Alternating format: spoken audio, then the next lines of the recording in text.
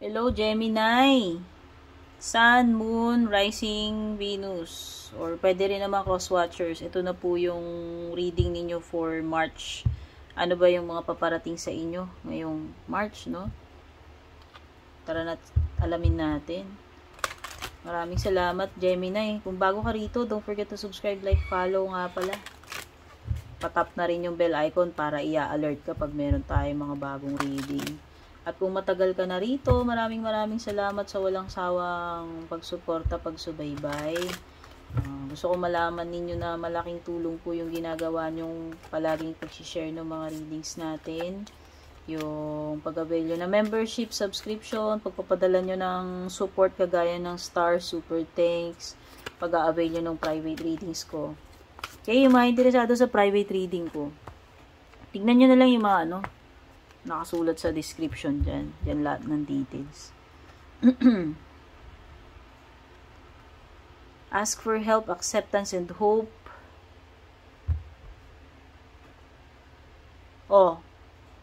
Kung kailangan mo ng tulong, Gemini, darating. Ayan, magkasunod, Sabi dito, ask for help, tapos may acceptance. So, sa tingin ko, kung magkakaroon ka man ng sitwasyon na kailanganin mo ng assistance, ayan, meron at merong tutulong sa'yo kasi may matatanggap ka, Pero pwede rin namang bukod doon sa assistance na kailangan mo, pwede rin may marireceive ka. Malay mo naman, may blessing na paparating sa'yo. Basta meron kang marireceive dito material man yan or hindi Tsaka ayan may pag-asa, Gemini, ang ganda. So, napaka-positive ng March mo kasi sumisilip ang pag-asa. Okay, so, yung iba sa inyo, kung naiinip na kayo sa hinihintay ninyo, kung ano man yung hinihintay ninyong mangyari, andito na yung assistance o basta meron kang marireceive na na importante sa sitwasyon mo. Tapos, dito mo makikita yung sign na hindi hopeless yung sitwasyon mo. Okay, yun lang naman yung ibig sabihin yan. Kumbaga, madudugtugan yung pag-asa mo dyan na hindi ka mag-give up doon sa bagay na yun na hinihintay mo sigurong mangyari. Baka nagpe-pray ka for a sign, so ayan na yun. Meron ka ditong control card, quarrel, fulfillment, and charity.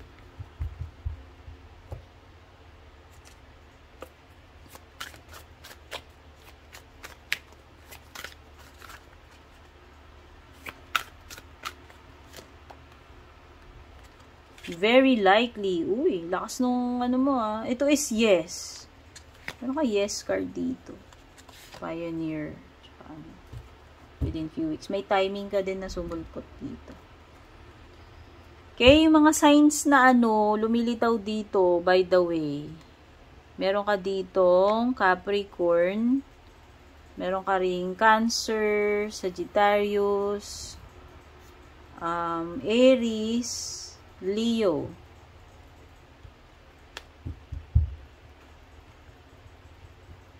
So, nakikita ko mas kontrolado mo itong buwan na to. Sa tingin ko lang. You are in control ngayong March, no? So, ibig sabihin yan ay power.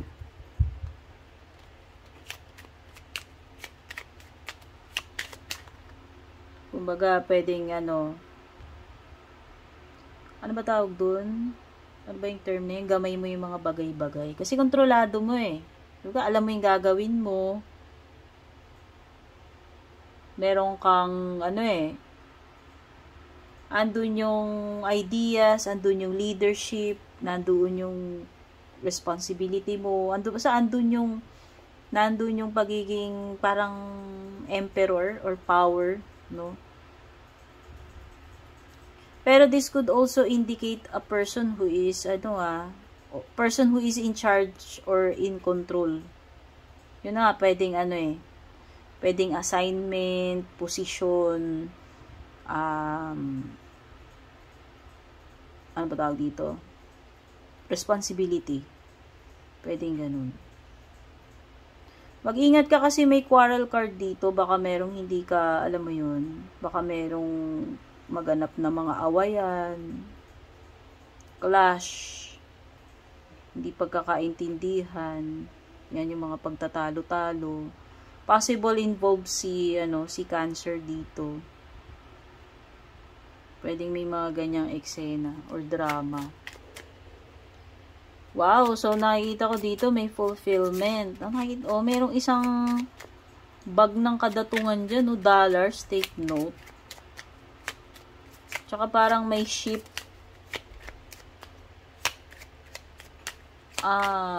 It could be padala, baka may padala, or baka merong shipment galing sa abroad, parcel from Amazon, basta overseas. O baka ikaw ay you are into, baka may business ka wherein parang nagsisell ka ng kung ano-ano, nagsiship ka ng ganito ganyan, ayan, mga delivery or parcels, yung mga ganun. Or pwedeng transfer rin, since may ship dyan, or something galing sa overseas, kung ano man yun, parcel man yan, or anything. Galing sa galing sa barko, or abroad, or long distance. Basta meron ditong something na matutupad, maa-accomplish, kasi may fulfillment card ka dyan. And pwedeng merong money involved, or pagta-travel involved, or long distance, gagaling sa malayo. Pwede ka rin gumawa ng ano ba tawag dito, something na makabuluhan like charity.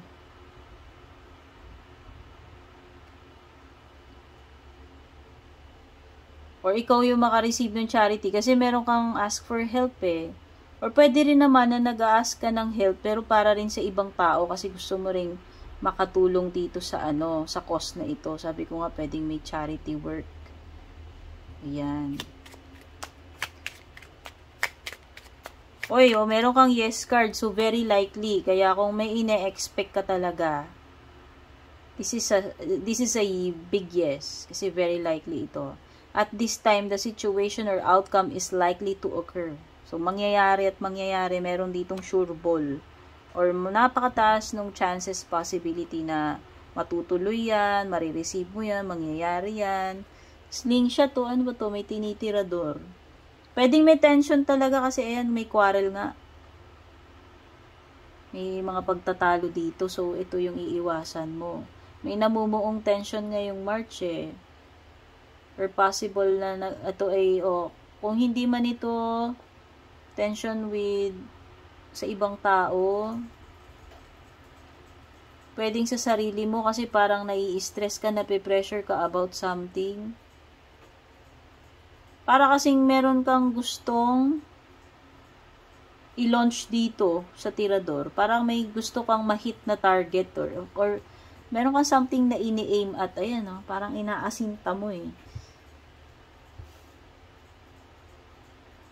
Kaya lang parang meron something dito na nape-pressure ka na dapat gumagalaw na to, nag-set na in motion o dapat meron ng pag-usad, progress, or dapat nasimulan na, or paghihit, pwedeng mga deadline, quota, basta yung parang napipressure ka, nai-stress ka about doon sa tina-target eh. So, March yan.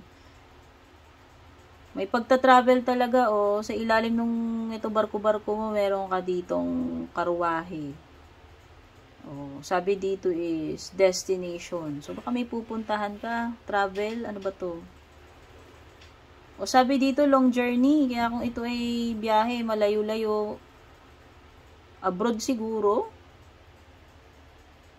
Yung iba dito para kayong nagro-road trip. Merong pag-e-explore, pag na-navigate, no? So, definitely meron kang mga dapat dito puntahan, bisitahin, i-explore, diskubrihin, ewan ko. Parang pag-e-expand din yung nafe-feel ko eh. Parang naghahanap ng lokasyon or ewan ko kung saan ka mag-e-establish or magbi-build ng halimbawa, business mo or ng career mo. Parang ganun eh. May some kind of exploration, expansion, pagdidiscovery ng opportunity or possibility sa ibang lugar. So, yun yung nafe-feel ko. Tapos, meron ka rin within a few weeks, which is timing. Siguro yan, merong something na gagawin mo ngayong March and ito ay magtatagal ng mga ilang linggo kung ano man itong tinutukoy na to sa timing na to. Love life daw ngayong March. Affairs of the heart could cause future problems. Ay, so yung iba sa inyo problema sa love life. Ito ay pagsubok. Kasi may mga difficult situations dito na kailangan ma-resolve eh.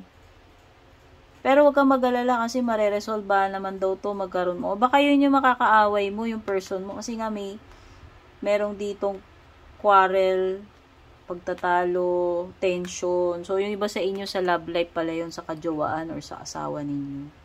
Sa person ninyo. Meron ding period ng pag-iisip. May reflection ka dito. Friendships in your life may come to an end. Yung iba yung makakaaway nyo pala is kaibigan nyo, si BFF o si friendship. Yung iba dito pwede kayong mag-lose touch or makipagtampuhan, makipag-away, break sa kaibigan nyo or either break up sa kaibigan or mas lalong pagsubok na mas lalong maging matatag yung samahan ninyo bilang magkakaibigan or magkaibigan.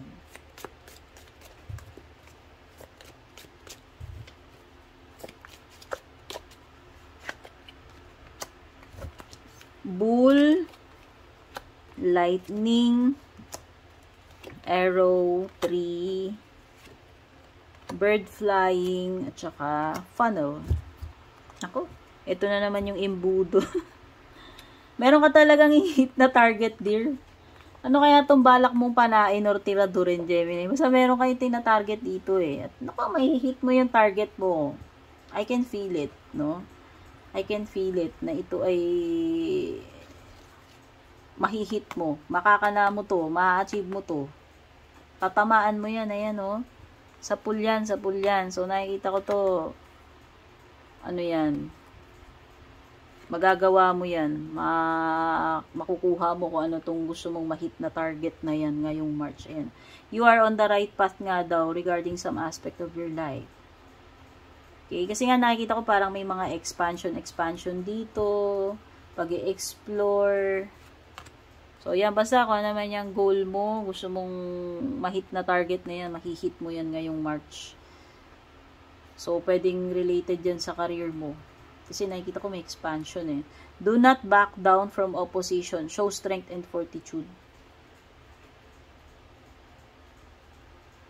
Narinig mo yun ha. Huwag ka daw aatras sa laban. Or kung ano mang sagabal yung kaharapin mo. Sitwasyon man yan o kung ano man. Pakita mo na ka. Bigay mo. Show them what you got. No? Ibuhos mo yung strength mo dito. Huwag kang mag-give up or aatras.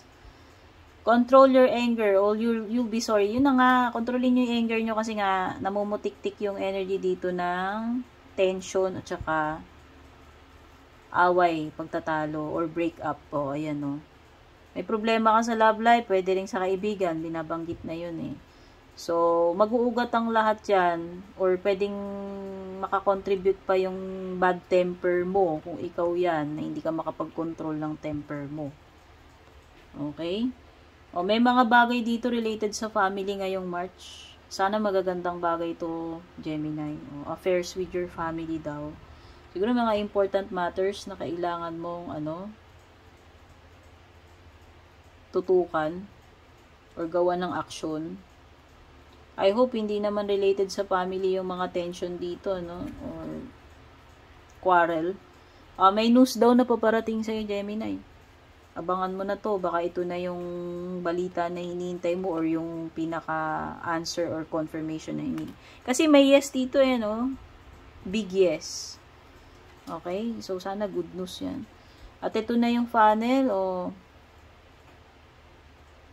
mukhang may mga mistakes ka ngayong March, no? Kasi parang may pagiging frustrated dito, tsaka mga lessons na matututunan mo ngayong March. Siguro may sablay ngayong March, no? Kung ano man itong gagawin mo. May mahihit kang target, pero hindi lahat perfect, no? So, yung iba siguro, sa inyo, makaranas kayo ng frustration, at saka yung makahumble kayo, matututo kayo. Okay? So, ito yung mga na-pick up ko. Gemini, take care, good luck, babush. And kung balak nyo pong mag-book or mag-inquire ng personal readings ko, basahin nyo lamang po itong nakasulat sa screen or yung nakalagay sa description.